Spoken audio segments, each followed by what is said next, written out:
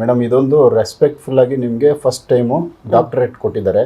ಹೌದು sir. El Shaddai new life theological and secular college ಅಂತೇಳಿ ಈ ಒಂದು ಕಾಲೇಜವರು ನಿಮ್ಮನ್ನು ಕರೆಸಿ ಗೌರವಾನ್ವಿತವಾಗಿ ಡಾಕ್ಟರೇಟ್ ಕೊಟ್ಟಿದ್ದಾರೆ. ಹೌದು ಸರ್. ಸೊ ನಮ್ಮ ವೀಕ್ಷಕರಿಗೆ ಫಸ್ಟ್ ಟೈಮ್ ಇದನ್ನು ತೋರಿಸ್ತಾ ಇದ್ದೀನಿ.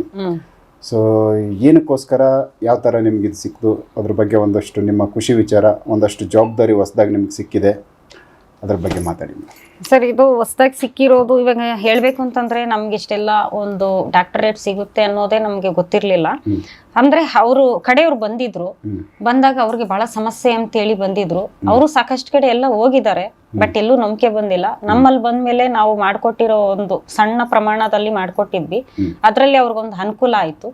ನೆಕ್ಸ್ಟ್ ಸ್ಟೆಪ್ ಬಂದಾಗ ಅವರು, ಮೇಡಮ್ ನೀವು ಸಣ್ಣ ಪ್ರಮಾಣದಲ್ಲಿ ಇಷ್ಟು ಮಾತ್ರ ಮಾಡ್ಕೊಡ್ತಾ ಇದ್ದೀರಾ, ಇನ್ನ ನಿಮ್ಗೆ ದೊಡ್ಡ ಪ್ರಮಾಣದಲ್ಲಿ ಒಂದು ಡಾಕ್ಟರೇಟ್ ಬಂದ್ರೆ ನೀವ್ ಯಾವ ತರ ಮಾಡ್ಬೋದು ಅಂತ ನಮ್ಮ ಹತ್ರ ಒಂದು ಕ್ವಶನ್ ಇಟ್ರು. ನಾವ್ ಹೇಳಿದ್ವಿ, ಸರ್ ಈ ತರ ಇದ್ರೂನು ನಾವು ಜನಕ್ಕೆ ಸೇವೆ ಮಾಡ್ತೀವಿ, ಡಾಕ್ಟರೇಟ್ ಬಂದ್ರೆ ಇನ್ನ ದೊಡ್ಡ ಮಟ್ಟಕ್ಕೆ ನಾವು ಜನಕ್ಕೆ ಸೇವೆ ಮಾಡ್ತೀವಿ ಸರ್ ಅಂತಂದ್ವಿ. ಸರಿ ಮೇಡಮ್ ಆಯ್ತು, ನಿಮ್ದೊಂದು ನಮ್ಗೆ ಆಧಾರ್ ಪ್ರೂಫು, ಪಾನ್ ಕಾರ್ಡು ಇವೆಲ್ಲ ಡೀಟೇಲ್ಸ್ ಕೊಡಿ, ನಿಮ್ಮ ಹೆಸರು ಫೋಟೋ ಎಲ್ಲ ಕೊಡಿ ಅಂತ ಹೇಳಿದ್ರು. ಸರಿ ಅಂತೇಳಿ ಕಳ್ಸಿದ್ವಿ. ಆಮೇಲೆ ಅವ್ರು ಒಂದಿನ ಎಲ್ಲ ರೆಡಿ ಮಾಡ್ಬಿಟ್ಟು ರೆಕಮೆಂಡ್ ಮಾಡ್ಬಿಟ್ಟು, ಇಂಥ ಊರಲ್ಲಿ ಇಂಥವ್ರು ಇದ್ದಾರೆ, ಜನ ಸೇವೆ ಮಾಡ್ತಾವ್ರೆ, ತುಂಬಾ ಜನಕ್ಕೆ ಅನುಕೂಲ ಆಗ್ತಿದೆ ಅವ್ರ ಕಡೆಯಿಂದ, ಅಲ್ಲಿ ಮೋಸ ಇಲ್ಲ, ಅವರು ಬಹಳ ತಿಳ್ಕೊಂಡಿದ್ದಾರೆ, ಈ ತರ ವಿಚಾರನ ಬಹಳ ತಿಳ್ಕೊಂಡಿದ್ದಾರೆ, ತುಂಬಾ ಜನಕ್ಕೆ ಅನುಕೂಲ ಮಾಡ್ತಾವ್ರೆ, ಸಹಾಯ ಮಾಡ್ತಾವ್ರೆ, ಬಹಳ ಜನ ಅಲ್ಲಿ ಬಂದಿರೋ ಅಂತವ್ರಿಗೆಲ್ಲರಿಗೂ ಬಹಳ ಅನುಕೂಲ ಆಗಿದೆ ಅಂತ ಹೇಳ್ಬಿಟ್ಟಿದ್ದೇನೆ ಅವ್ರು ರೆಕಮೆಂಡ್ ಮಾಡಿ ಅವರು ನಮ್ಗೆ ಇದೊಂದು ಪದವಿ ಅನ್ನೋದು ಕೊಟ್ಟಿದ್ದಾರೆ ಸರ್. ಇನ್ನು ಮುಂದೆ ಇವಾಗ ಬಂದಿರೋದು ಇಷ್ಟು ದಿನ ಒಂದು ಮಾಡ್ತಿದ್ವಿ ಜನಗಳ ಸೇವೆ, ಇವಾಗ ಇದು ಬಂದ್ಮೇಲೆ ಇನ್ನಷ್ಟು ಜಾಸ್ತಿ ಆಯ್ತು ನಮ್ ಕರ್ತವ್ಯ.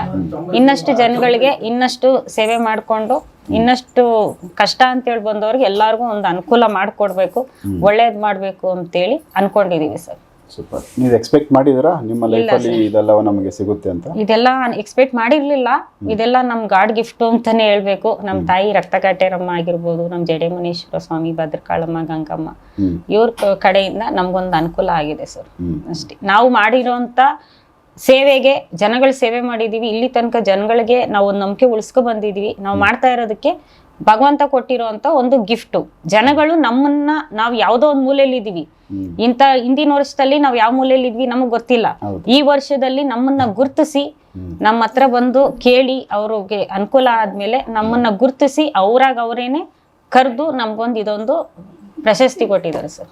ಸೊ ಜಡೆಮುನೀಶ್ವರ ಸ್ವಾಮಿಗಳ ಸನ್ನಿಧಿಗೆ ಇದನ್ನ ತಗೊಂಡೋಗಿ ತೋರಿಸಿದ್ರೆ ಅವ್ರ ಗಮನಕ್ಕೆ ನಾನು ಬಂದಿದೆಯಾ? ಇದು ಸ್ವಾಮಿಗಳಿಗೆ ಅದು ಇಟ್ಟು ಪೂಜೆ ಮಾಡಿದೀವಿ.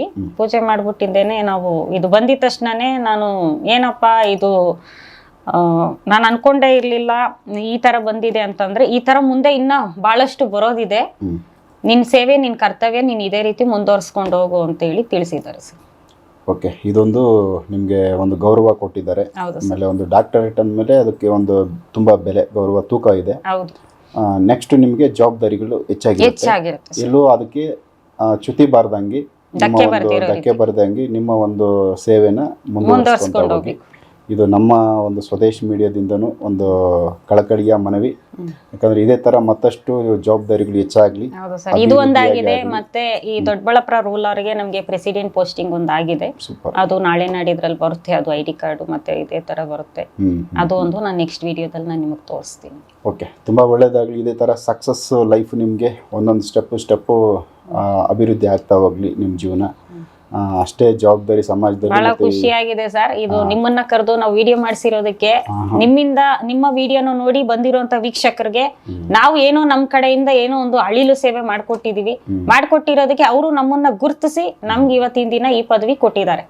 Super madam. ಈ ತರ ಇನ್ನೂ ನಿಮ್ಮ ಸೇವೆ ನಡೀಲಿ, ತುಂಬಾ ಜನಕ್ಕೆ ಹೆಲ್ಪ್ ಆಗ್ಲಿ, ಸಮಾಜಕ್ಕೆ ಒಂದು ಒಳ್ಳೆ ಸೇವೆ ಆಗ್ಲಿ ನಿಮ್ಮ ಕಡೆಯಿಂದ. ಆಗ್ಲಿ ಸರ್, ಖಂಡಿತ ಸರ್. ಇವಾಗ ಸಮಾಜ ಸೇವೆನೇ ಮಾಡ್ತಾ ಇದೀವಿ, ಮುಂದಕ್ಕೂ ಸಮಾಜ ಸೇವೆನೇ ಮಾಡ್ಕೊಂತ ಹೋಗ್ತೀವಿ. ಓಕೆ, ಇದ್ರ ಬಗ್ಗೆ ಈ ಒಂದು ಪ್ರಶಸ್ತಿ ಅನ್ನೋದಕ್ಕೆ ನಿಮ್ಮ ತಾಯಿಯವರು ಇದೊಂದು ಡಾಕ್ಟರೇಟ್ ಅಂದರೆ ಅವ್ರಿಗೆ ಅದ್ರ ನಾಲೆಡ್ಜ್ ಎಷ್ಟೈತೆ ಗೊತ್ತಿಲ್ಲ, ಬಟ್ ಅದೊಂದು ದೊಡ್ಡ ಮಟ್ಟದ್ದು ಒಂದು ರೆಸ್ಪೆಕ್ಟ್ಫುಲ್ ಆಗಿರುವಂಥ ಒಂದು ಸರ್ಟಿಫಿಕೇಟ್ ಸಿಕ್ಕಿದೆ. ಅದು ನಿಮ್ಮ ತಾಯಿಯವ್ರ ಜೊತೆ ನೀವು ಹಂಚ್ಕೊಂಡ್ರ? ಏನು ಹೇಳಿದ್ರು ಅವರು? ಹೇಳಿದ್ವಿ ಸರ್, ಬಹಳ ಖುಷಿ ಆಯ್ತು. ಮತ್ತೆ ಗೊತ್ತಿರೋರ್ಗೆಲ್ಲ ಹೇಳಿದ್ರು, ಹಿಂಗೆ ಈ ತರ ಡಾಕ್ಟರೇಟ್ ಬಂದಿದೆ. ಈಗ ಎಷ್ಟು ಓದಿದ್ರೆ ಏನು, ಎಲ್ಲರಿಗೂ ಡಾಕ್ಟರೇಟ್ ಸಿಗಲ್ಲ, ಈ ತರ ಸಿಕ್ಕಿದೆ ಅಂತೇಳಿ ನಮ್ಮ ಮನೆಗೆ ಎಲ್ಲರಿಗೂ ಬಹಳ ಖುಷಿ ಆಯ್ತು. ಕೆಲವೊಂದ್ಸರಿ ಈಗ ಏನು ಡಾಕ್ಟರೇಟ್ ಅಂದ್ರೆ ಈಗ ಎಲ್ಲ ದುಡ್ಡು ಕೊಟ್ರೆ ಕೊಟ್ಬಿಡ್ತಾರೆ, ಎಲ್ಲರಿಗೂ ಸಿಕ್ಬಿಡುತ್ತೆ. ಇದು ಕಾಮನ್ ಆಗೈತೆ. ಹಾಗಾಗಿ ಕೆಲವರಿಗೆ ದುಡ್ಡು ಕೊಟ್ರೆ ನಂಗೂ ಕೊಡ್ತಾರೆ ನಿಂಗೂ ಕೊಡ್ತಾರೆ ಈ ಮಾತಿರುತ್ತಲ್ಲ. ಸೊ ಈ ಒಂದು ಯಾರಾದರೂ ಈ ಥರ ಏನಾದರೂ ಅನ್ಕೊಂಡವ್ರಿಗೆ ಇದು ಯಾವ ಥರ ಸಿಕ್ಕಿರೋದು ಅಂತ ಹೇಳ್ತೀರಾ?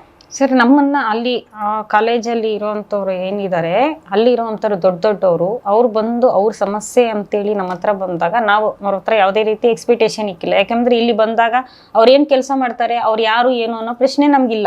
ಇಲ್ಲಿ ಬಂದಾಗ ನಮ್ಮ ಹತ್ರ ಬಂದ್ಮೇಲೆ ನಿಮ್ಮ ಹೆಸರೇನು, ನಿಮ್ಮ ಯಾವ ಊರು, ಏನು ಪ್ರಶ್ನೆ ಅಷ್ಟೇ ನಮಗೆ ಇಲ್ಲಿ ಬೇಕಿರುತ್ತೆ. ಅದ್ ನೋಡಾದ್ಮೇಲೆ ಅವ್ರಿಗೆ ನಮ್ಮ ಕಡೆಯಿಂದ ಏನೋ ಒಂದು ಸಣ್ಣ ಪ್ರಮಾಣದಲ್ಲಿ ಏನೋ ಒಂದು ಕೆಲಸ ಮಾಡ್ಕೊಟ್ವಿ.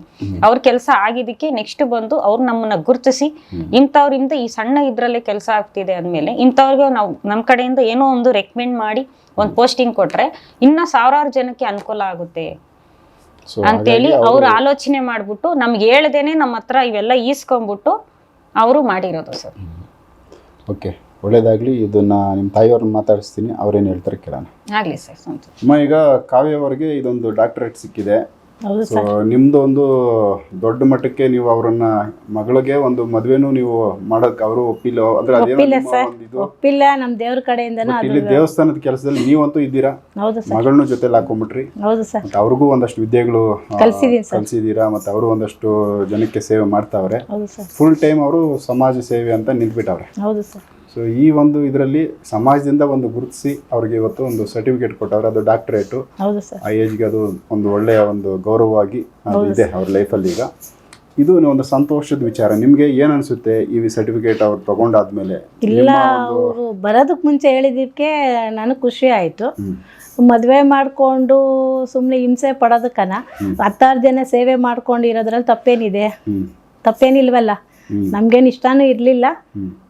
ನಮ್ಮ ಮನೆಯವ್ರಿಗೆ ಆಗಿರ್ಬೋದು, ಇಲ್ಲ ನನ್ನ ದೊಡ್ಡ ಮಗನೇ ಆಗಿರ್ಬೋದು, ಅವರು ಇಬ್ರು ಇದ್ದಿದ್ರೆ ಇವತ್ತಿನ ದಿನ ನಮ್ಗೆ ಇನ್ನಷ್ಟು ನಮಗೆ ಸಂತೋಷ ಖುಷಿ ಬರೋದು. ಅಂದ್ರೆ ಅವ್ರಿಲ್ಲ ಅಂದ್ರೆ ನಮ್ಮ ಮನೆಯವ್ರು ಹೋಗಿ 16 ವರ್ಷ ಆಯ್ತು. ಈಗ ನನ್ನ ಮಗ ಹೋಗಿ 2 ವರ್ಷ. ಅವನಿದ್ದಿದ್ರು ನಮ್ಗೆ ಇವತ್ತು ತುಂಬಾ ತಂಗಿಗೆ ಹಿಂಗಾಗಿದೆ ಅಂತ ತುಂಬಾ ಖುಷಿ ಪಡ್ತಾ ಇದ್ದ. ಅಂದ್ರೆ ಅವನಿಲ್ಲ. ಆಮೇಲೆ ನೀನು ಚಿಕ್ಕ ಮಗ, ಅವನು ಗೊತ್ತಿದೆ, ಅವನು ಇವತ್ತು ಬರಲಿಲ್ಲ, ಗೊತ್ತಿದೆ. ಇನ್ನು ನಮ್ಮ ಕಾಲೇಜ್ಗೆ ಹೋಗ್ತಾನೆ, ನಮ್ಮ ತಿಲಕ್ಕು ಮತ್ತು ನಮ್ಮ ಧನುಷ್. ನಮಗೆಲ್ಲ ತುಂಬ ಖುಷಿ. ನಮ್ಮ ಮನೆಗೆ ಬರೋರಿಗೆಲ್ಲ ತುಂಬ ಖುಷಿ ಇದೆ. ಅಂದರೆ ನಮ್ಮ ಇದರಲ್ಲಿ ಅವರಿಬ್ಬರು ಇಲ್ಲ ಅನ್ನೋದು ಒಂದು ನಮಗೆ ಬೇಜಾರಷ್ಟೇ. ಬೇರೆ ಥರ ಏನು ನಮ್ಮ ಭಗವಂತ ಚೆನ್ನಾಗಿ ಇಟ್ಟಿದ್ದಾನೆ, ಚೆನ್ನಾಗಿದ್ದೀವಿ.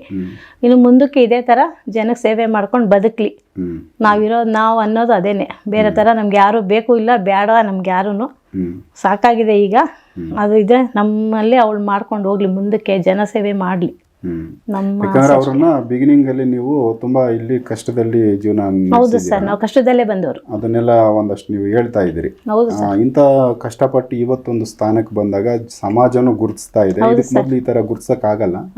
ಇವಾಗ ಒಂದು ಅಂದ್ರೆ ಒಂದು ಪದವಿ ಬಂತು, ಒಂದು ಸ್ಥಾನ ಬಂದಾಗ ಜನಗಳು ಗುರುತಿಸಿ ಬರ್ತಾ ಇದ್ದಾರೆ. ಹೌದು ಸರ್. ಸೊ ಈ ಒಂದು ಸಂದರ್ಭಕ್ಕೆ ಬರ್ಬೇಕಂದ್ರೆ ಬಿಗಿನಿಂಗ್ ಅಲ್ಲಿ ಅದು ಕಷ್ಟದ ಜೀವನ.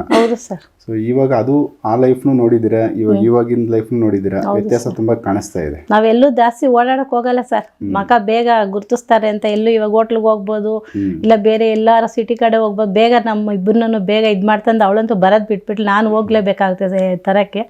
ಬೇಗ ಗುರುತಿಸ್ತಾರೆ, ಮಕ್ಕ ನೋಡ್ತಾರೆ.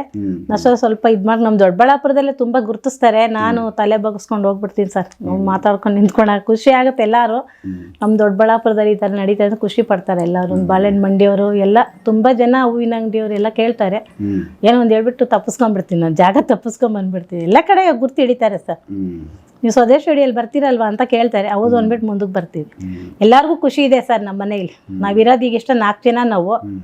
ನಾವು ಈಗ ಮನೇಲಿರೋದು ನಾವು 4 ಜನ. ನನ್ನ ಮಗ ಬೇರೆ ಇದ್ದಾನೆ. ನಾವು 5 ಜನನೇ ಆಗಿರ್ಬೋದು.